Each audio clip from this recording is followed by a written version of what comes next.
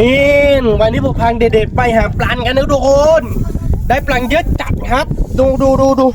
เยอะไหมครับ ปลาช่อนครับ โอ้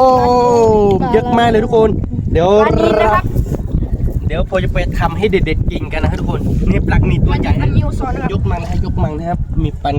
ปลานี้ตัวใหญ่นะครับ โอ้ตัวนี้ตัวใหญ่นะทุกคนงั้นมีถ้าปลาชอบปลานีปลาหลายอย่างนะทุกคน ปลาดุกก็มีนะครับทุกคน ปลาดุกนี่อย่าไปจับนะครับหนู นี่ครับช่อนนะครับ ชอบไหมครับ นี่ครับทุกคนได้ปลาเยอะมากเลยครับผมเดี๋ยวผมจะไปย่างให้เด็กๆกินแบบว่าอ